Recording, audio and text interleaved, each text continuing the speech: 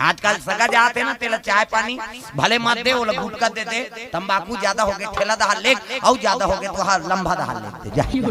नहीं भले वो पीप वाक उधार पड़े रहा एक द्वार धन खायल दे जोरदार व्यवस्था करी से यार कहियो और चिखलम पर हेते अते खीर पूरी खवा दे कहां भैया वहां कहां मीठे मीठ लती में हो मना। आजकल ऐसे हो गए भावना आदमी की, ऐसा नहीं गलत चीज में जल्दी मन जाते है, सात्विक चीज है में मन हम नहीं डूबत है, यही तो सब दुख के कारण। प्रेम से बोल दुर्गा मैया की जय।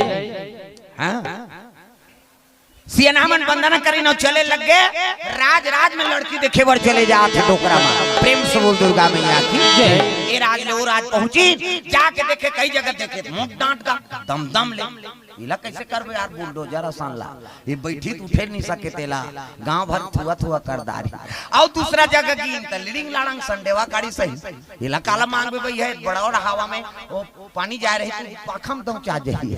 हवा मुड़ा जही तहु का काम की कैसे एक जगह की एकदम हां बिबिटा करियागा आंखी भरा चक ले दिखे तहन बस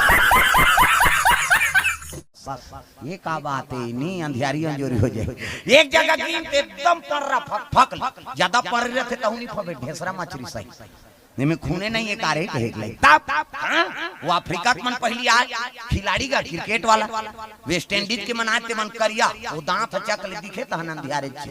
कैसे